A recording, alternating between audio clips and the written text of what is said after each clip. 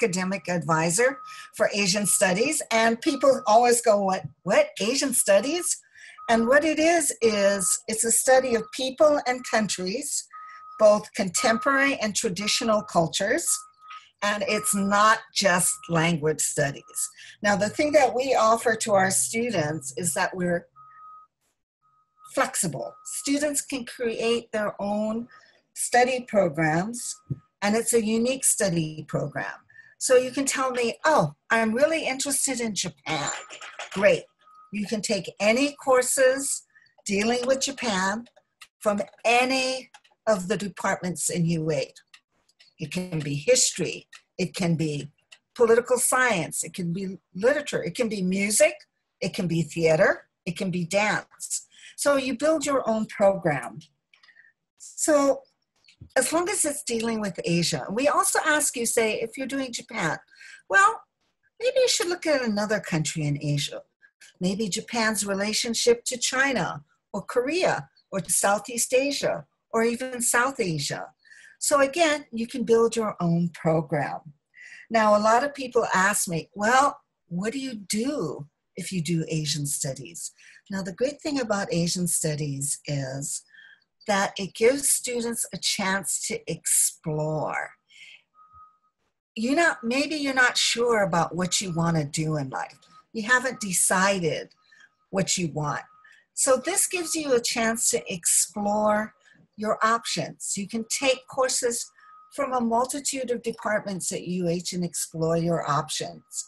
We encourage our students to do a study abroad program, either the study abroad or international exchange. We encourage you to go to Asia and see what it's like, to be in Asia, to study in Asia, and contemplate working in Asia. Our students have the option to do their own field research. So say you're an undergraduate and you're really interested in doing field research. You can work with one of our faculty members and design a program where you can do field research anywhere in Asia. So it's a great opportunity. Now, some of the things that our students have done is very interesting and varied. One of my students went to China. It was his first trip ever because he was studying Chinese. And he is currently working on alternative energy sources in rural Chinese villages. I had no idea that was what his interest was. But he said that when he went to China, he saw how things were, and this is what he became interested in. I have another student who is now working on fish farms in the Delta of Vietnam. And he was interested in marine biology, but he also wanted to learn about Asia. And this is how he got into doing fish farming in the Delta of Vietnam. I have another student whose interest was in Japan and ended up, after he got his degree, going to Japan on the JET program. He's now currently working in Osaka with an NGO that's working to revive traditional Osaka cultures. So again, a wide range of things. The weirdest one I had were two students, again, interested in Japan. And I got a message from them on Facebook saying, oh, you have to like our webpage. I'm thinking, what? They apparently have a website for all the things you can do in Tokyo for tourists. And I went, wait, you make money doing that? And they do. And they're living in Japan and having a great time. So again, different things for different people. And I am like the last person, as I told some people earlier, to tell anyone that the thing you have in your heart that you really want to do, I'm the last person to tell you that's not going to work out. My son was a champion Magic card player here in Hawaii. He was one of the top rated players. I told him, honey, when you're in college, you stop doing those things. That's for junior high students. I was wrong. He is currently a game designer for a company in California doing exactly what he's always wanted to do, which is create games. And the interesting thing that he told me was, Mom, you know what? I'm really glad I took those history classes dealing with Asia. I'm really glad I took Asian literature classes because he bases some of his games on the things he learned in those classes. And I'm like, yes, all right. My second son is actually a pastry chef. He's in the culinary program at KCC. But he told me, Mom, you know what the really great thing is? I took this class on Southeast Asia, and now I'm experimenting with flavors coming out of Southeast Asia. And he makes great pastries with these Southeast Asian flavors.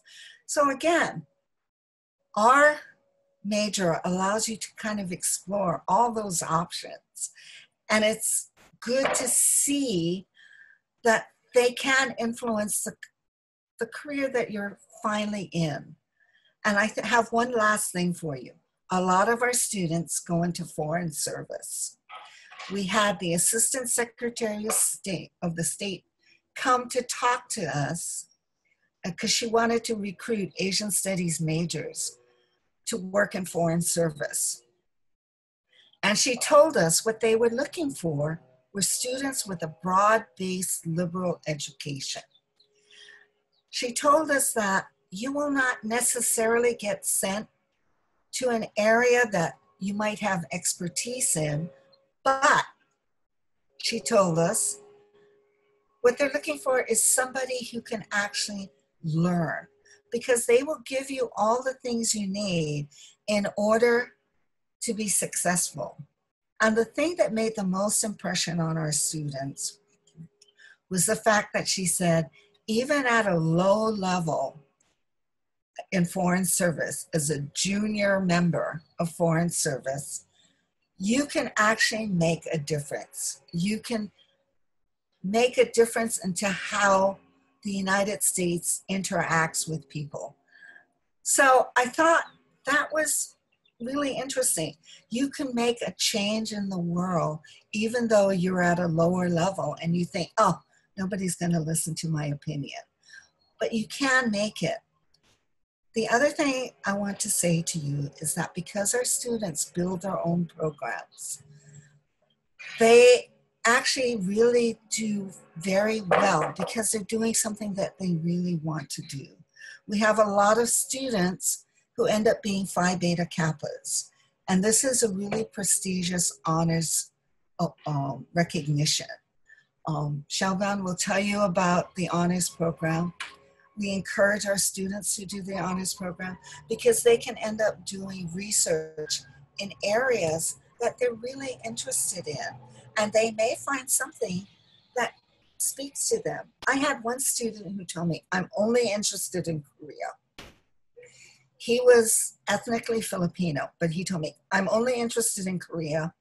And he actually spoke really great Korean. And I said, well, that's great. You can focus on Korea, but we want you to look at another country. So he said, well, okay, I'll do the Philippines because I'm Filipino. He came back to me after one semester of taking a couple of classes in Indo-Pacific languages and literature, Filipino classes, and he says, oh my God, I didn't realize that there were so many great writers in the Philippines. He took a Filipino literature class. I just didn't realize what there was coming out of my countrymen. So you may find something that interests you when we ask you to do kind of step outside your comfort zone. We have students who take, we have great ethnic music ensembles at the university, and they're at 300 and 400 levels, so students can use them towards their major. And when I tell students, well, you know, we have this great Japanese gagaku, which is court music of Japan, they go, oh no, I'm not a musician, I can't do that. And it's at 300 level. That 300 level class is actually meant for beginners. So you can try it, do something outside the box. You may find something that grabs your attention, and it may lead you to studying something else. It may lead you to study the history of Japan because, oh my God, I really love that class. So I want to know about the history. Or, you know, the story that's connected to that dance made me want to do more in ancient Japanese literature. So you never know what it may lead you to. So we ask our students to sometimes step outside their comfort zone and try something different. Well, right now I want to ask if students have any questions or anyone has any questions about our major. It is very flexible. People build their own programs according to your interests. And who knows, somewhere along the line, you may go, oh, wow, I didn't know about that. I'm really interested in anthropology now. So I want to focus my studies on, say, Asian anthropology. Fine, you can change your focus. Say, well, if you're looking at Asian anthropology, maybe you want to look at sociology of Asia. You know, we have some great sociology classes because you never know. We tell our students, take an Asian film class because sometimes, and Siobhán, I know you probably understand this, that sometimes the way people tell a story in film reflects how they see the world, how their culture looks at the world, how they approach the world. So these classes are actually very revealing about a culture because you tell the story according to how you feel. My son has a very good friend that graduated from ECM, and she's a film editor. And she talked about this to some of our students. She said, I look at the world through the lens of being a Japanese American whose mother came from Japan. And so when I tell a story or when I edit a film, that's what I look at. So these are things to keep in mind. And we, Asian Studies, will offer you the ability to do that exploration and still get your degree in 4 years.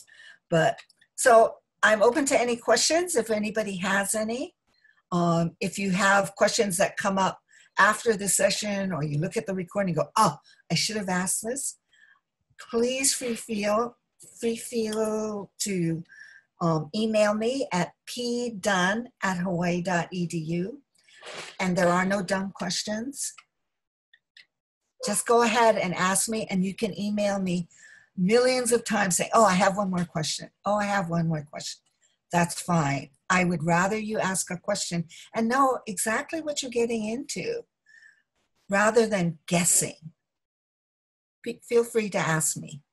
Mahalo and aloha. My name is Dr. Siobhán Dhonacha, and I'm a faculty member with the UHM Honours Program. I teach and advise and do lots of different parts that are related to the program. I'm going to start us off with a student video from one of our students, and let me just share the screen and navigate over there, and we will get to hear from Max, and Max is a 2019 graduate. So we'll start our presentation for honors with Max. Aloha, my name is Max Nakamoto, and I'm an honors program student graduate. I went to the University of Hawaiʻi Mānoa, located in Honolulu, Hawaii, and I graduated in May of 2019. My major was psychology with a double major in biology. For me, the honors program was really just a transformative experience, to say the least. When I first started out at UH, I felt like I was just sort of going through the motions, doing homework, studying for tests, and just simple things like that. I knew I was a good student, and so I wanted to just have something that would really challenge me and I could really invest myself. So I entered the honors program at UH. My first experience in the honors program was a couple of discussion-based courses and an experiential learning class. And for me, that was just so different from what I had come to know previously in my college classes. And it was at that point that I realized that there's so much more to learning and growing in college than just memorizing facts and memorizing lecture material. And I really loved those classes, and the generous support of the honors program advisors really inspired me to take on the monumental task of doing research and writing a senior honors thesis. And if I'm being honest, at first I was really scared and nervous of the whole idea. I had never done research before, let alone write an entire thesis.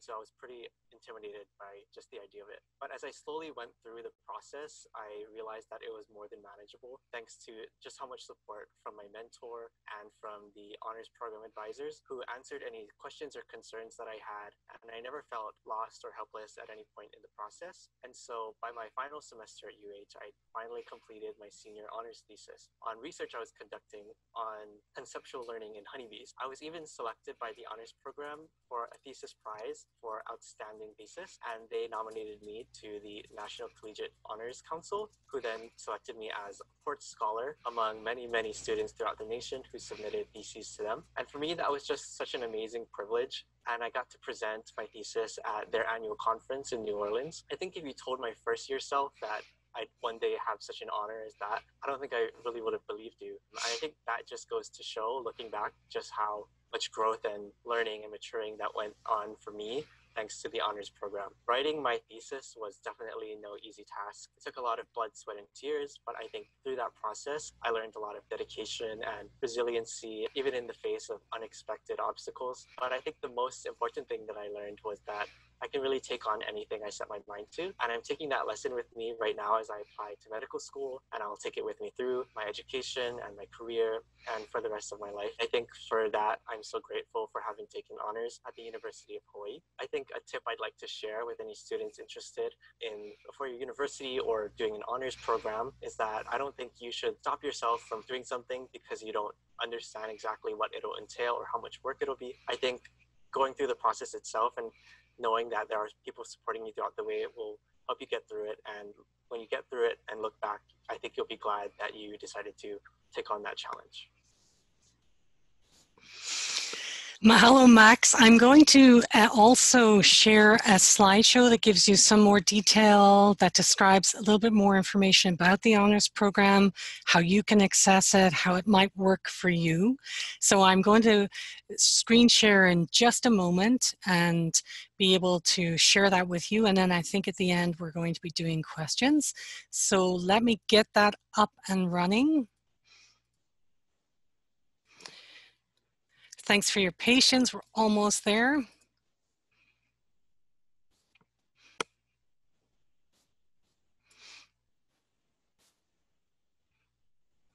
Just doing a little maneuvering here. Okay, we're playing this from the start. All right, and if there's a burning question, just stick it in the chat and we'll definitely deal with that later. So we're the honors program at the University of Hawaii at Manoa. This is the only way that you can graduate with undergraduate academic honors at UHM with a notation on your diploma and transcript, which can be very meaningful to your postgraduate ambitions. We do offer major graduation pathway designations from our own course offerings, or when we collaborate. For example, we have psychology, and there's a section which is dedicated for honors only students. We also work closely with a number of majors across campus. All majors are welcome. We work with Pattie in Asian Studies often, and we work with psychology, biology, sociology, computer science. So our program integrates across the entire campus and across all majors. So just so you know, that access is there. So you could consider, just going to move this over a little bit and maybe minimize it. So you could consider the honors program as a postgraduate prep experience. So even if you haven't had a college prep high school pathway in your own particular experience, it offers the opportunity to develop your professional research and academic skills in a deeper way, which allows you to have a thesis or a portfolio. For example, it could be a media project in digital ACM. We just had a student do that this last semester in 2019. And this is an share from Aaron, who went on to a fully funded master's PhD program, and I'll just let you read what he has to say. Hang on just a moment there, just get that going. Oh, and just one sec, sorry, there we go.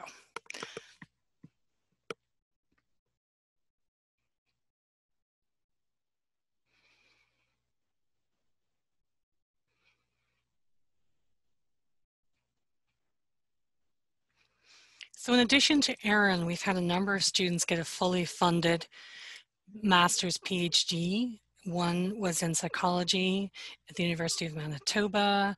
Another student went to University of Oregon. So it can make a real difference. It's not a guarantee because there's no guarantees in life, but it can make a big difference to how you get funded and supported for your next steps.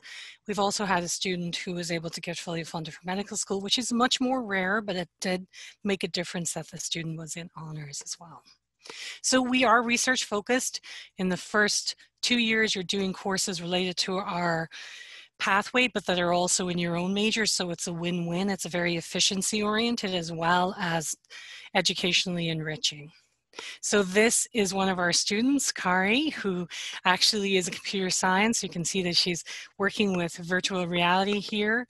And Kari was a winner of the National Collegiate Honors Council Conference Poster Division. And just to give you some context, there are hundreds of posters submitted by students across the states. And we also have Sai, who received the Luce Scholarship and is in a PhD program in Stanford. Sorry, I think that went ahead a little quickly. So this is our undergraduate research showcase where all students can present, but honor students are required to present. So you get to learn how to develop those professional communication skills, design skills. You are focusing on your major pathway. To apply to honors, you do need a 3.5 if you're coming from high school. You maintain a 3.2 during the whole program. And we do that because we know sometimes students may have a little bit of a transition and their GPA needs to keep building over the 4 years. So we really are equity based, but our GPAs generally tend to be 3.85 on average. But you need a 3.5 coming in. And if you're a transfer student, you need to have that be a 3.2. So this is myself with a number of students in my experiential learning class, which is a writing intensive course, so it gives you a designation for graduation. And these are some of the projects they were doing. So if you're into astronomy, you could be thinking about that. If you're into politics and you are political science or you want to go on to be a lawyer, you might want to pursue an internship with the United States Senate, which this student did. If you're a computer science major, you may want to develop your coding skills as you keep going in honors. We're really interested in developing 21st century critical thinkers because the job market's really changing and these are real skills employers want: communication, flexibility, to be able to think deeply and make decisions in real time. Those are really important, as well as all of the academic subject matter skills that you will gain. Engagement and communication are very important. And we just need to community, we build community, so we really we're building a student scholar hui with a diverse group of students. Students work together, we have events. This is one that I was running with my colleagues, so really we're also talking about emotional well-being and resilience, students working together, connecting from diverse majors. Some of the student mentors I've had in the program as well, which is great. And then, for example, this is another, we're very culturally focused and very respectful of the Hawaiian worldview. So we will have these types of events which bring in pre-medical pathway experiences and conversations. And we have our cultural practitioners come in for those events too. So if you have any questions, I'm just going to leave. I'm from Ireland, just for anybody who was wondering why my name looks like that. It's Dr. Siobhán Dhonacha. Siobhán Dhonacha is fine if we're just working together. My colleagues are Dr. Veronica Gonzalez and Dr. Jamie Scally, and you can find out more information about all of us on our website. So I'm going to stop my screen sharing right now, and I will just see if there's any questions. Mahalo nui for your attention and time. Pattie and Siobhán, thank you guys so much. That was a lot of information. Thank you to all of our participants for coming in today, and we will see you soon. Mahalo. Thank you so much. Take care, everybody. Thank you.